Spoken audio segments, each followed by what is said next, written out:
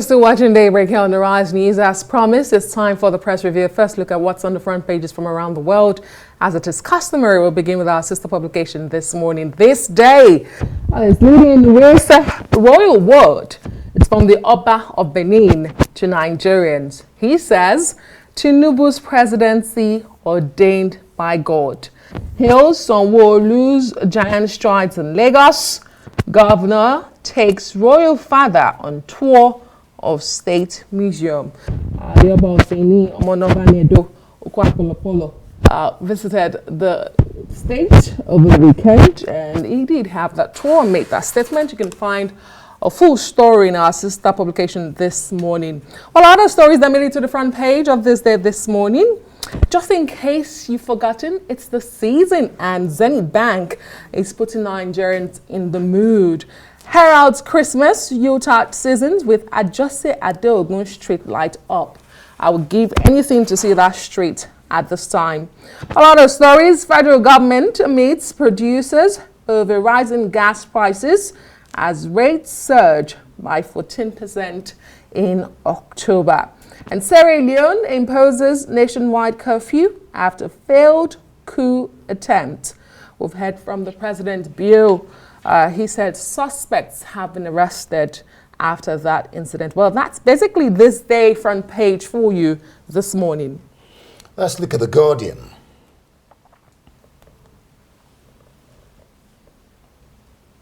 Banks brace for new monetary policy conduct regulation as Cardoso returns CBN to traditional monetary policy regime. There you see the various things that Cardoso wants to do. Talks about price stability, new forex guidelines and legislations, new capital base for Nigeria banks as well.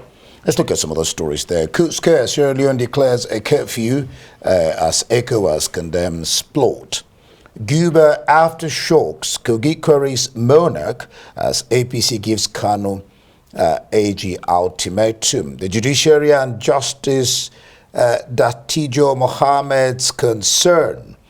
MBS imperative of creating stronger, vibrant data system.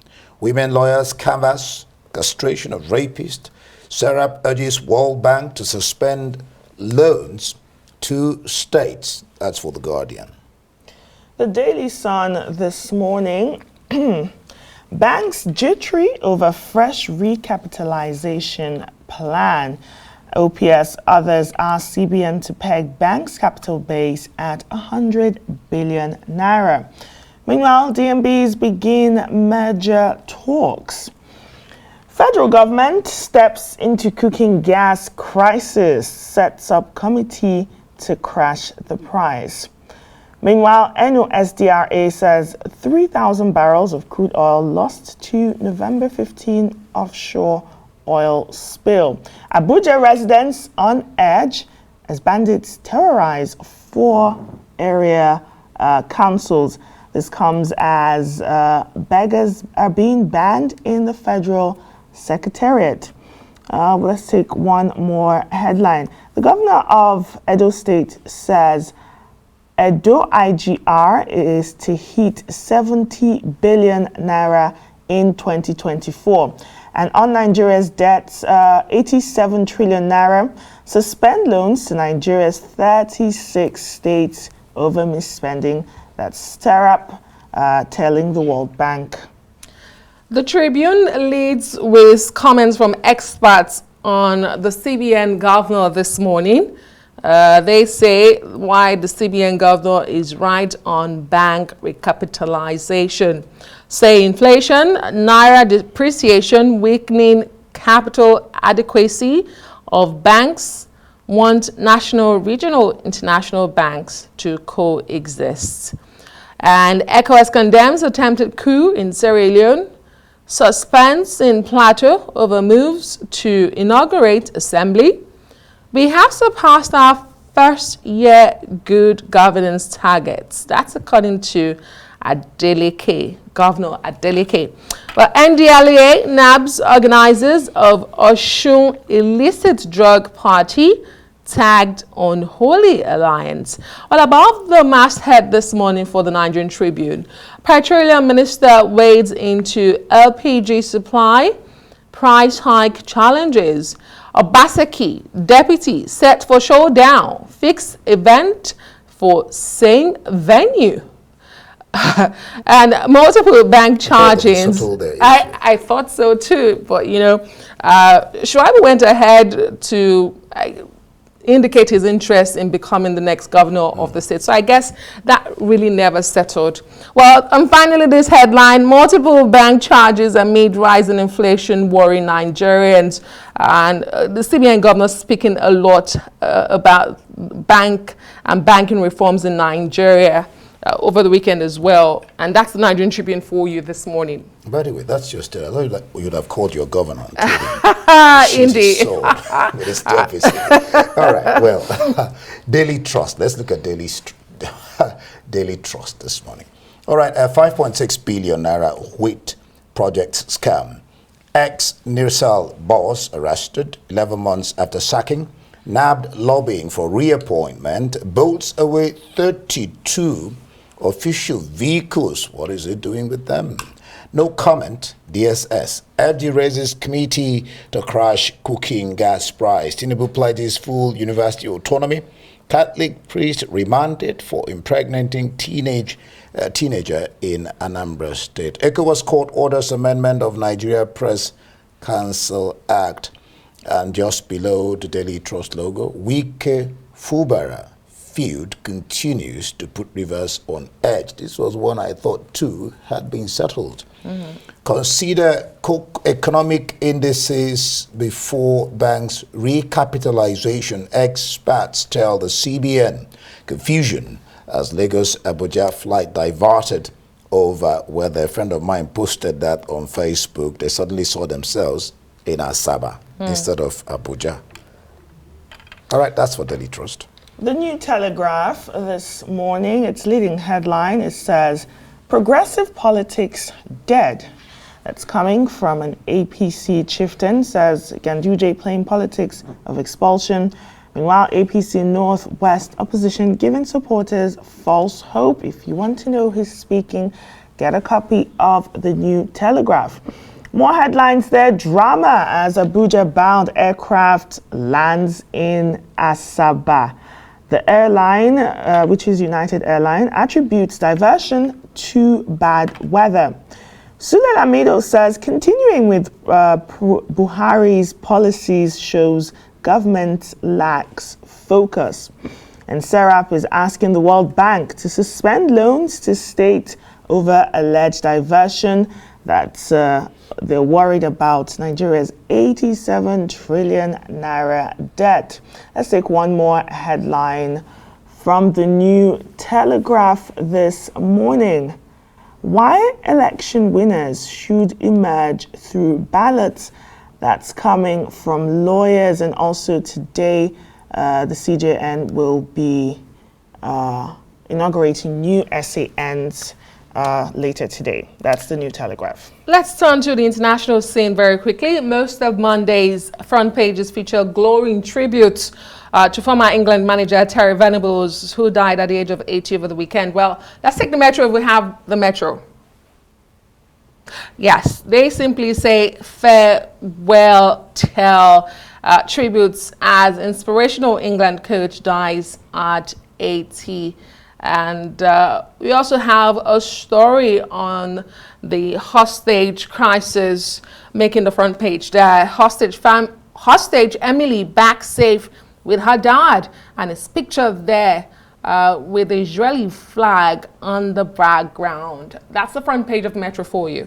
Let's look at Daily Mail. No war cries, no angry chants, just solidarity with UK's fearful Jews as 100,000 march against anti-Semitism. Release of 4-year-old hostage orphaned by Hamas reminds world of their barbarism. And then you look at just below the logo of Daily Mail, Royal Special. William's friends. Scobie book is just conspiracy theories dressed up as fact. Let's take a look at the Financial Times this morning. It's a big headline. Hamas must find dozens of hostages if truce is to be extended, says Qatar. Gulf State PM says 40 held by others. And pause in war due to end after today. Threat to entire region.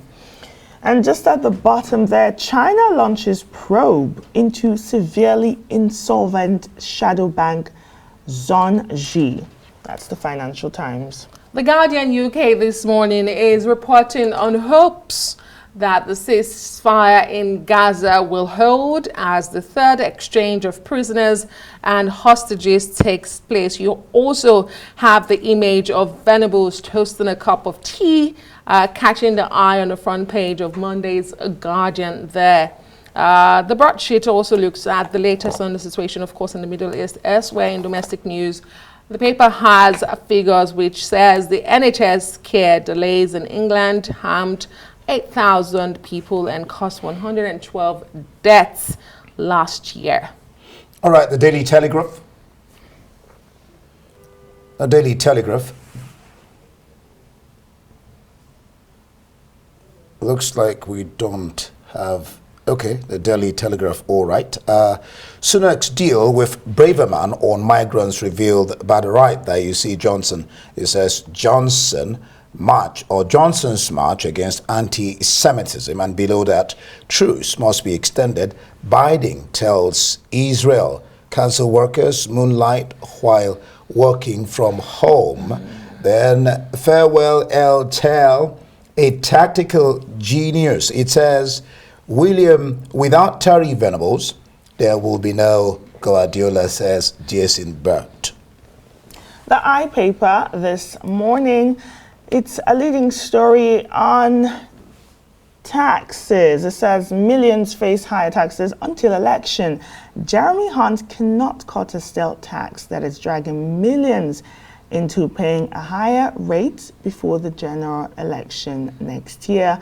This is from a source in the Treasury, which also says the Chancellor does not have headroom in economy despite the drop in inflation. And just above there, the leading photo for the Eye this morning showing tens of thousands who joined protest march against anti-Semitism, including former PM Boris Johnson and his family. They had over 60,000 people gather in London to demand the end to hate crime. And of course, Orphan Girl 4, who was 4, freed in truce deal. Now there are 4 children among 17 captives released by Hamas. You also have 39 Palestinians also let go as Israel renews Gaza threat. And do we have time for the Daily Express this morning? We do. Yes. So the Daily Express, the main story looks ahead to what it calls the bombshell book by royal biographer Omid Scobie, due out later this week. And of course, the headline, Harry must hit out at cruel attacks on royals. Well, at the top of the masthead, the paper warns an Arctic blast is on its way as Brits are urged to brace themselves for plummeting temperatures. It's become very cold. All right, the Times, stake, the Times. The Times, yes, it says a stake in nuclear site seized from Chinese could go to Abu Dhabi. There you see a picture, zero tolerance for anti-Semites. Orphaned hostage for is set free. It says American-Israeli girls' parents killed at Kibbutz on October 7. Hamas to release more captives today before ceasefire ends. There you see the picture of the girl, Abigail Eden, who's abducted after hiding with neighbors on October 7th. And then the story of Terry Venables continues, innovative and brilliant. Martin Samuel on football legend Terry Venables of England. Well, that's press preview this morning. Let's hear your view on all the burning issues. You can follow us on X at Arise TV.